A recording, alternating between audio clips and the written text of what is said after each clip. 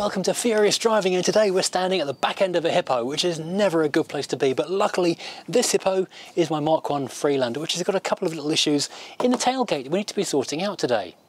So first of all, at the end of the 11 fixes in 15 minutes video a week or so ago, I left this floor cubby hole not fitted properly because I want to remove the lock from here and see if we can transfer the keyhole bit, the key barrel, over from this original one to the new replacement, so the factory key will continue to work and allow me to keep locking that car.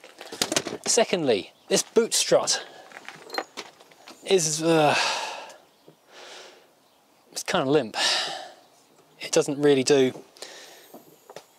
it gets to the point where it goes, but it doesn't really do what it's meant to do, so we're going to change that. And finally, and probably most importantly, we're going to lose this tint, which is absolutely knackered, and looking through the rear view mirror, quite distracting because the back end of the car has all been tinted in brown, which I think these Freelanders do look much better with a rear end tint on them. In fact, most cars, every car looks better with a tint on it, let's be honest. However, this tailgate tint is really just falling to pieces, and the previous owner owned a coffee shop, or a chain of coffee shops I believe, and yeah, he's had its sign written, which is great if you happen to own that coffee shop. I don't own a coffee shop, and it's really distracting when you look in the rear view mirror, so this is going to come off. I think as that's the most important one, we'll start just there. Now, to do this job you need a heat gun, and the reason I hadn't done it is because I didn't have one. When I was doing my big lot of ordering new tools in the other day, which you may have seen in the barn video over on T-Brake, one of the things I got but didn't show you was this heat gun, so we're now prepared. Now what this is, rather excitingly, is a D20 multi-tool battery system tool gun thing, which means I can run it from the batteries that run my drill and my torque wrench.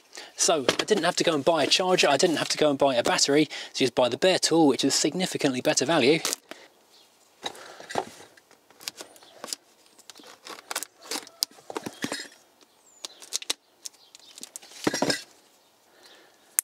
Tiny Spyderco blade to the rescue again.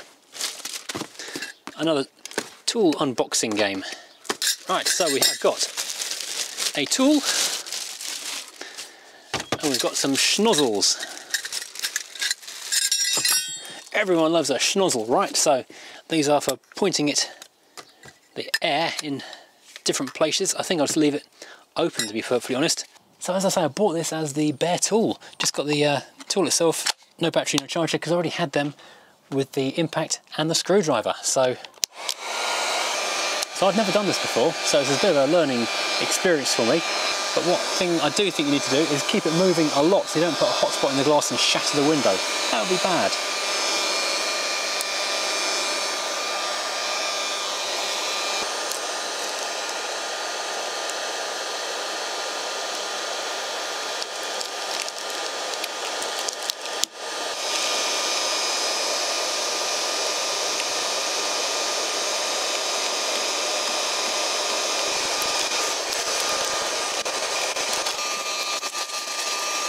I wasn't really sure what to use to scrape this with, but I figured car window scraper would be a good bet. Soft plastic and all that. And get it started, there we go. I wanted my second battery already though, so this might be something I have to come back to a little bit in between other things. Well, it's coming off well.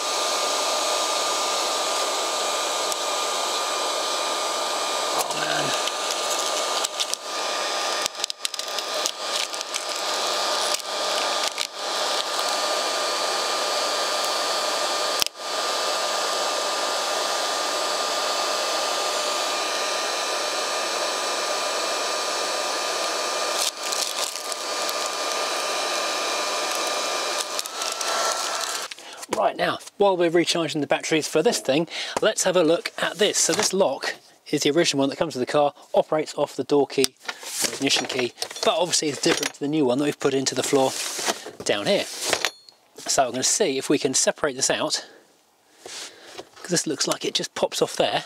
I see, yeah, so if we raise that up there and move that there like that, yeah, we go, that should just pop straight off. If we then pinch that top bit there, there we go, that lifts off there, that separates that bracket, and then that can pop out. Let's have a quick look at the other one. scrap metal.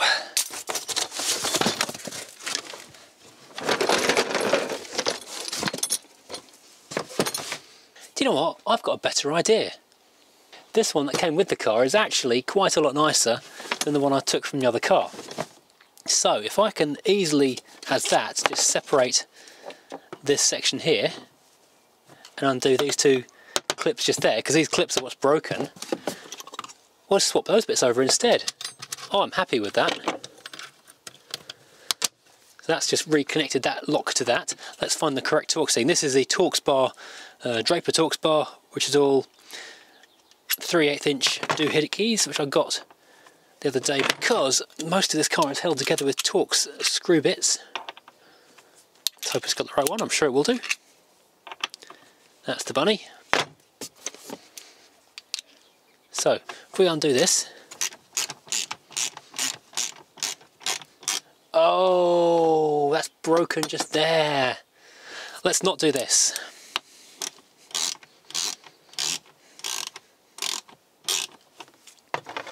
That's a shame.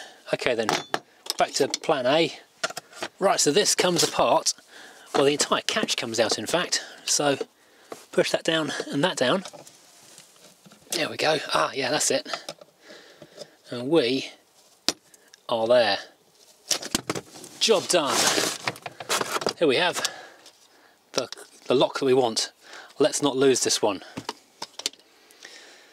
Meanwhile, let's put this out of the way.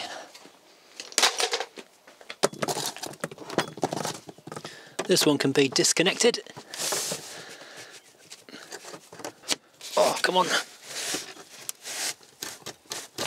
There we go, more rust for the pile. That can be disconnected from there. There we go. And this one can also be disconnected from up here.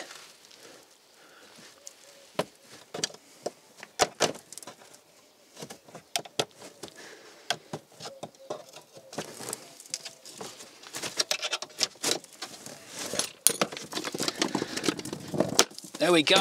That one we no longer need. That is rubbish. I'll quickly run a hoover over this before we put it back in the car. This is definitely and clearly a dog car for a while.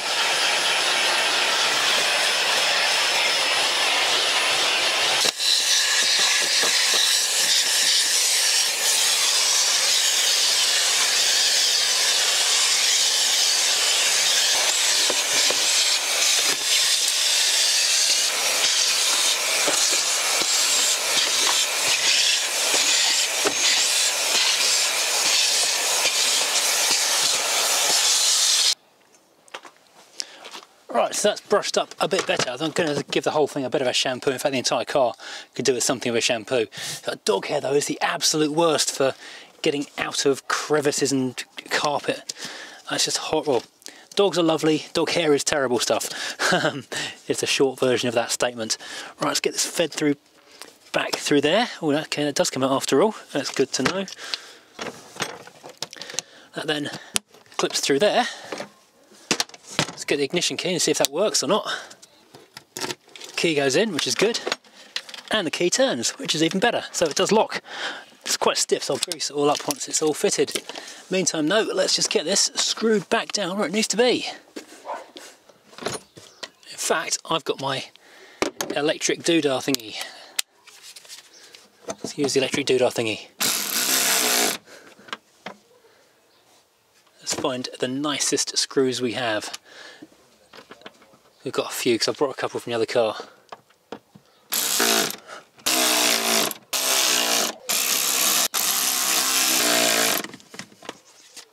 Right, let's give this a try.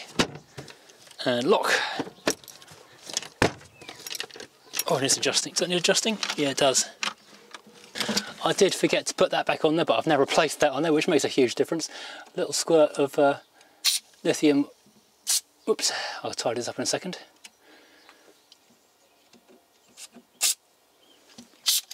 Goes everywhere.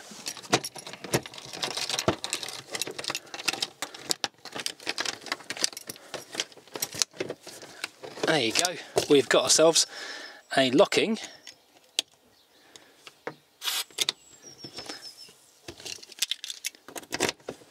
bit smoother. A locking secure stowage area in the boot of the car. Excellent. While I've got this stuff in my hand, just going to do all the little hinges on all the doors and the tailgate. I did the driver's side already. It just makes the car just such a nicer place to be. Right, that's done. One of the 3 things is complete. So now I can get back to Audible on and back to some blowing hot air at this thing.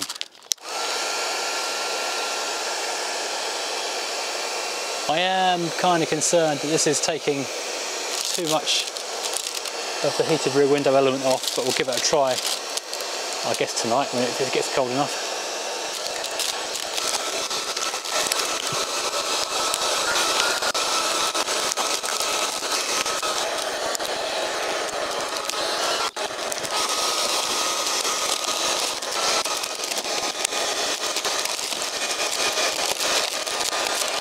I'm going to throw a second battery now on the hot air gun. It's been doing a great job, but there is a bigger capacity D20 battery you can buy, and I've only got the smaller capacity ones.